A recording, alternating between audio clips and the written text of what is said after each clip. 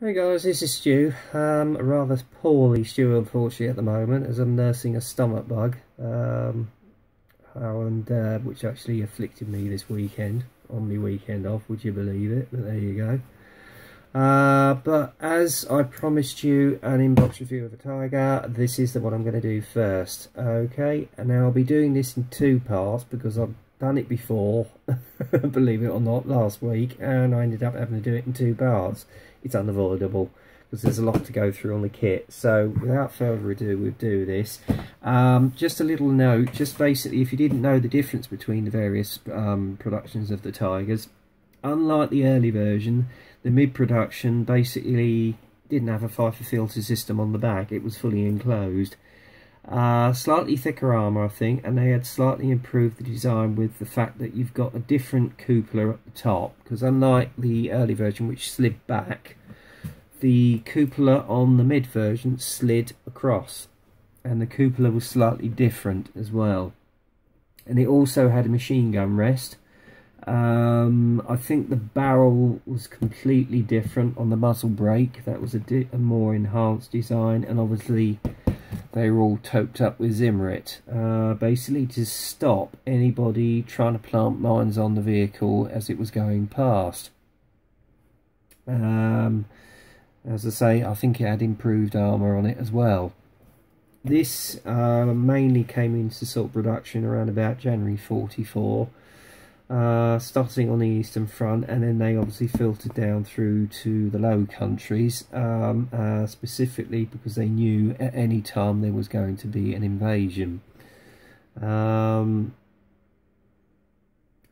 Carius was well known for a particular mid-production tiger and some actions over at the Battle of Malinova, I think around about March 19 or February 1944, and specifically, that's what I'm going to do, is his tiger when I build this kit. If anybody wants to get hold of the kit, obviously the kit number on this one is 13287. Okay, you've got the box art at the bottom here, little plan view of the tiger side view. Around the other side you've got the colour callouts, which you can see here, and the option of one of the tigers that you can do. Well, I think this one is 131, which is illustrated on the box art. And then around the back here, again, you've got the various examples and options that you can do it in. I think you can do it up to 8 examples. Okay. Anyway, without further ado, we'll open up the box and have a look at the instruction sheet, as this will probably take up the majority of this video. First off, you've got a spare pamphlet on the actual Normandy campaign, because this actual kit came out as part of the 70th anniversary celebrations. So it was limited edition. You've got an illustration here of the old jug and Normandy markings, and a well-known picture of the invasion beaches, which you can see here. Spitfire, and then obviously inside you've got the English interpretation about an overview of the Normandy campaign with a Spitfire here, another view of a typical view of the Normandy beaches, and that looks like a Hellcat underneath there by the looks of it, and then obviously you've got the Focke-Wulf 90, 190, and it looks like Pip's Prilly's exact aircraft. There you go. Right. And then obviously on the front of the instruction sheet you've got the box art again, and then obviously how to apply the Zimmerit with your Zimmerit tool and take it off its base. First stage of the build, as you can see inside, is applying all the suspension arms to the main lower hull, adding the escape hatches, and then the next stage is building up all the assembly of the running gear. Moving on, they say to apply all the running gear to the main hull. I am not doing this until near the end, after I've painted it, etc. And then it just shows you how to line all the actual running gear up. Then you've got the assembly of the actual exhaust stacks, which you see at the back here. Then applying them and the other sub-assemblies, including the mudguards and the starter crank handle to the back plate. And obviously indicating where to put the Zimmerit. Then you apply all the main sprockets to the front of the actual lower hull as well as the back plate, and then assembly of the jack, which is also taken into the back plate along with the other sub-assemblies such as the tow arms, the exhaust shrouds, etc. Okay. Next stage is basically the upper plate, where you apply the engine grills and the fan grills, as well as the tools and the actual ammunition pack, which goes on the front of the vehicle. Then I put in on the, I don't know if what this one is, so if anybody knows, tell me. Then you've got the spade, which goes on there, and they do say to actually put some holes in the upper hole as well. Then you apply the etched brass grills to the sorry, I've got a bit of a sore throat there, guys, to the grills, and then basically it shows you how to assemble the various hatches if you want to have them open with the various detail. Then obviously applying all the various sub-assemblies to the engine cover, and it just shows you where to put the holes if you want the hatches open. Okay.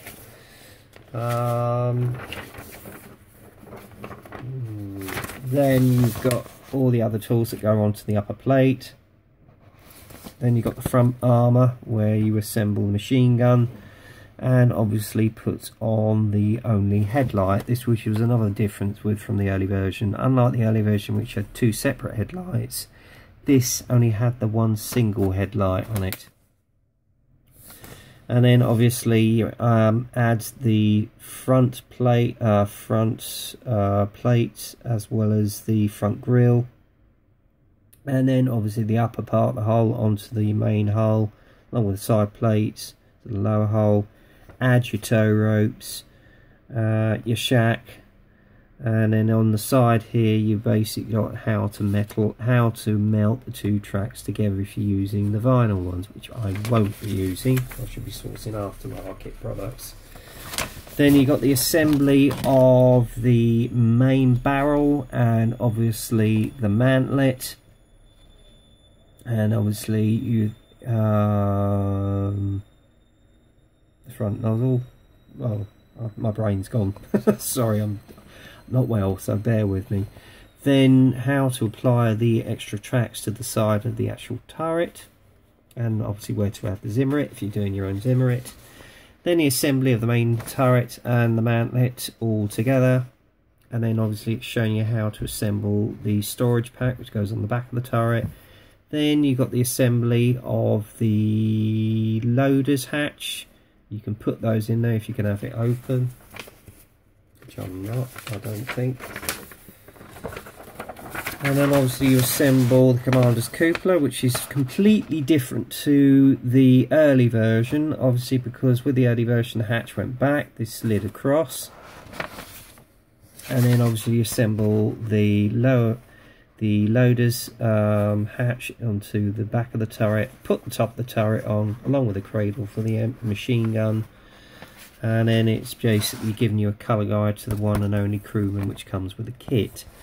Then you assemble basically the gun bradle which goes on the back of the hull, and then obviously you put the main turret onto the upper hull along with the side skirts. Okay, and we are getting to the end of part 1, and then obviously the next page is all the various colour callouts. Now I think there's about 1, 2, 3, 4, 5, 6, 7, 8, about 11 options. I'll go through them.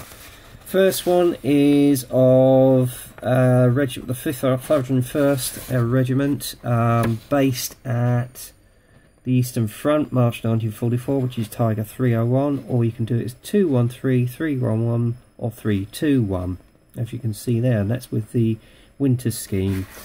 Next one again is a winter scheme. That is of the 503rd Regiment, again at the Eastern Front between 43 and 44.